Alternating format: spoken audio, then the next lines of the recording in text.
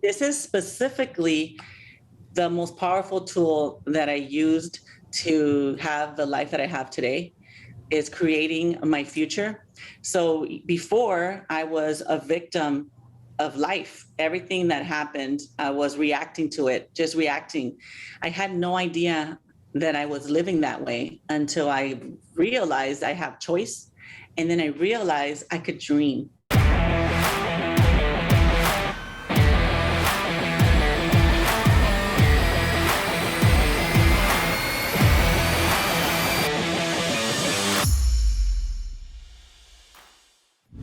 Welcome to another session of Rock Your Money, Rock Your Life. I'm your host, Rock Thomas, and I have a very special guest. You are in for a treat this time. And Hazel Ortega is an unbelievable soul who's gone through some crazy stuff. You can hear some of it firsthand. You've got to get her book, which is really, really cool. It's called From Bounced Checks to Private Jets, and we're going to hear a bit about that story. Welcome to the call. Thank you, Rock. Thank you for inviting me. I'm so happy to be here. Yeah, I think people are going to have some of their limiting beliefs blown out of the water when they read your book and when they hear your story, because I've met a lot of people, I've interviewed a lot of people, and as I read your book, I was like, holy smokes, you know, this should be turned into a movie. It really should be. Have you thought of ever doing that? I do already have a movie offer, and welcome even more. Wow. What do you, a movie offer? So are you in the negotiations or what? No, so I got the movie offer and the offer is low. So we're doing other things to make it be a 10x offer. Okay. You mean the amount of money they're offering you for the rights to it? Exactly. Okay. Is it a South American or is it a Hollywood or?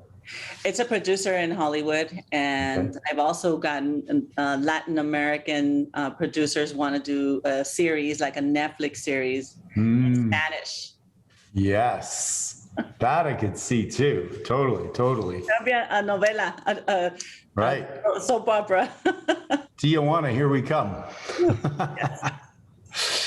So I read your book. I know a lot about the story, but I think you should take us back a little bit to share with people, you know, a little bit like right from virtually the moment you were born, things started to happen right out of the gate. So why don't you take us back on some of the parts that are highlights for you, or lowlights, whatever you want to call them. At the beginning of my story, my parents are immigrants from Mexico. And they met in Los Angeles, and they were very young teens when I was born. And so by the time I was born, they were already separated. And I was, because I was being born, my mom called my dad, and she was afraid that I was going to die because I was so sick when I was born. So he comes to the hospital, and they get back together, spending this time bonding. And then shortly after that, I get released from the hospital, maybe a week or 2 weeks later. And my parents drive me to the park with their friends to celebrate that I was finally out of the hospital. And it was cold, so they wrapped me in a jacket and decided to leave me in the backseat of the car while they were drinking and hanging out outside the car. And when it got even colder, one of my dad's friends reached into the car and pulled out the jacket to cover himself, and not realizing I was in that jacket, I came flying out and tumbled all around the ground. They had to take me right back to the hospital, where I was again hospitalized. Then these were my parents, and that's how my life started. Soon after that, my parents separated again. My dad was doing drugs and had no steady job. He was cheating on my mom, and my mom didn't want any of that nonsense anymore. So she left him about two years later. And I wrote about it, a little bit about it in the book, where she left him on their wedding day. Yeah, so she wanted to have revenge on him because he treated her so bad. So finally, when he did say he wanted to marry her on the day of the wedding, they got married, and then they didn't move forward to the party. She told him, I just wanted to marry you because you said you'd never marry me. And from that point forward, they never were together again. And I was 2 years old. Mm-hmm. So it gives you an idea of my mom also. So my dad and my mom never back together. My mom remarries many times after that. And we grow up in a very poor neighborhood of downtown Los Angeles. We have a 60-unit apartment building. And my mom, each time she marries, she changes apartment, but we always stay in the same apartment building. So this that affected me greatly growing up. Every time my mom married somebody, it felt like I had a father. I wasn't telling them, you're my stepfather, you're not my father. They felt like fathers. And it was a big breakup for me, which as an adult, you deal with these feelings, right? So if you're not going to deal with them as a kid, they're going to come out when you're an adult. And so my adult life has been about resolving those issues of people loving me and leaving me. And I write a lot about that in the book and how those issues impact my adult relationships, my business, all areas of my life. And I was completely blind to all of that until I started doing work on myself. But going back, we grew up in this very dangerous neighborhood where drive-by shootings happened almost every night. My best friend was killed when we were just 12 years old by gang members. My cousin was killed in a drive-by shooting. My other cousin was killed by the police. And my dad was always a heroin addict until the day he died. And if that's not even enough, I read in the book that my mom shot and killed her boyfriend as well when I was 21 years old. So all of these dynamics really made it so that I didn't believe that I could have a good life and that I was destined for a life of poverty, just like everybody around me, just like generations before me. That is the story that I had to overcome, which is what I call in the book, your sob story, right? Like that story that you get to use so that you don't dream big and that you can stay small and people feel sorry for you. And you look at my story, right? That could have been my story if that's all I wanted, but I wanted more. So I began to change the trajectory of my life.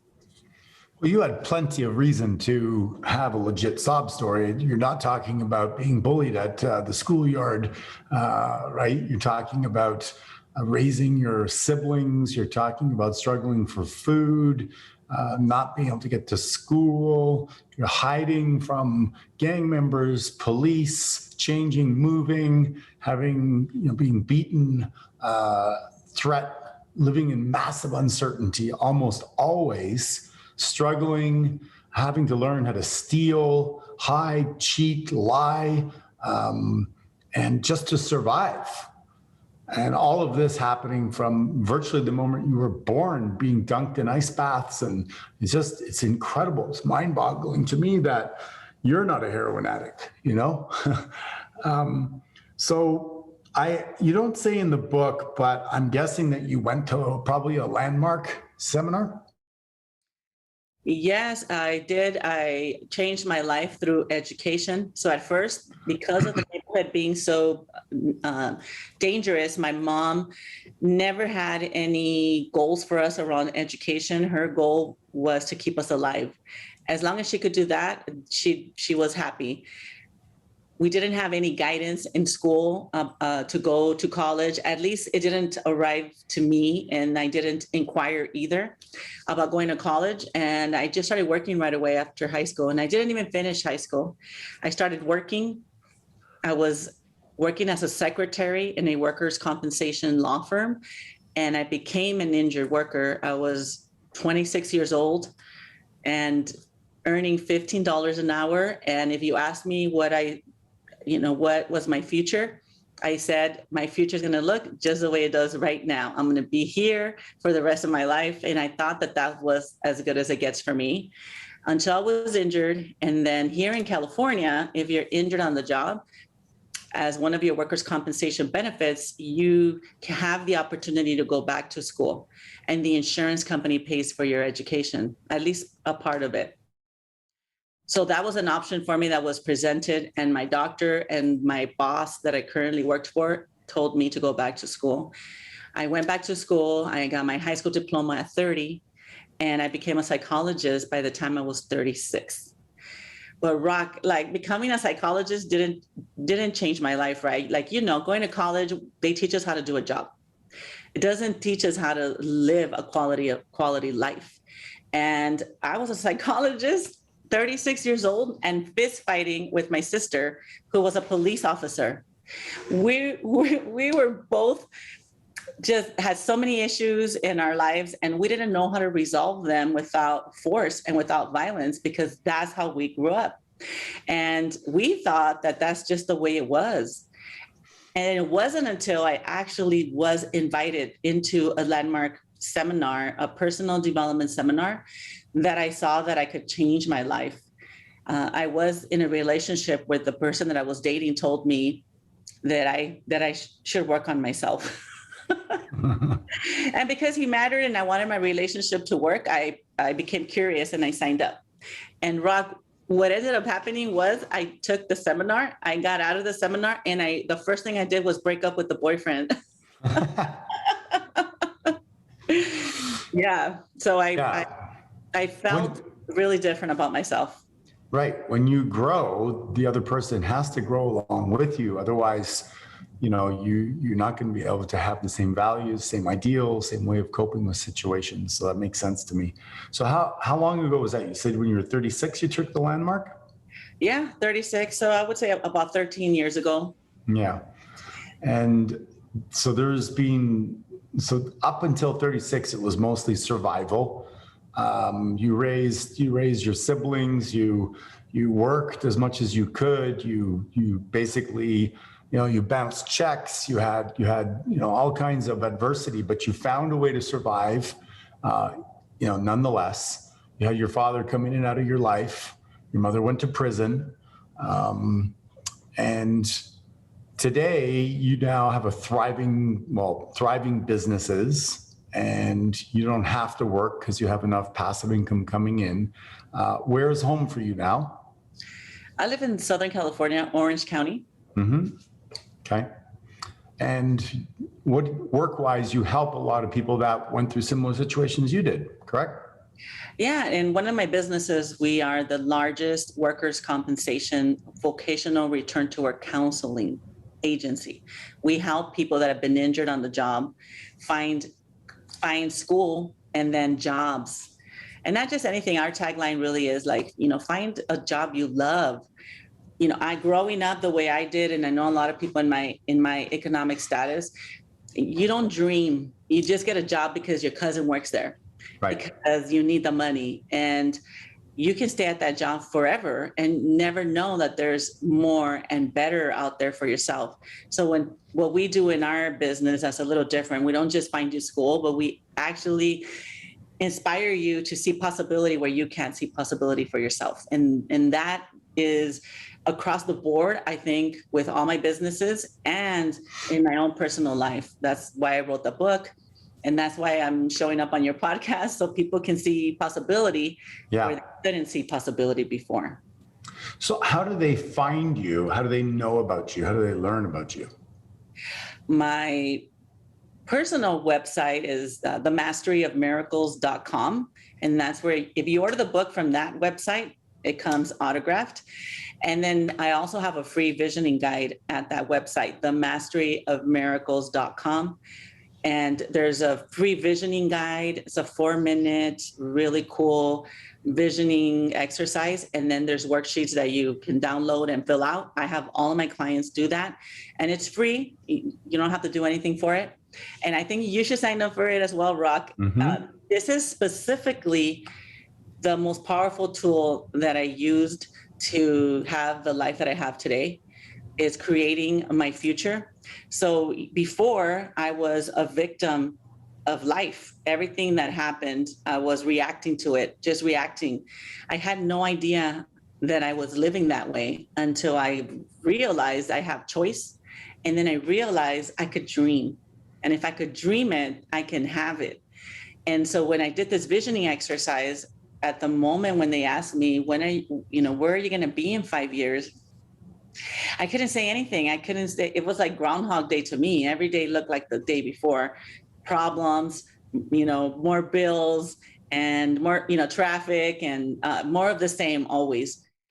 Well, I was sitting there and I couldn't come up with anything for my future that would look any different than that particular day.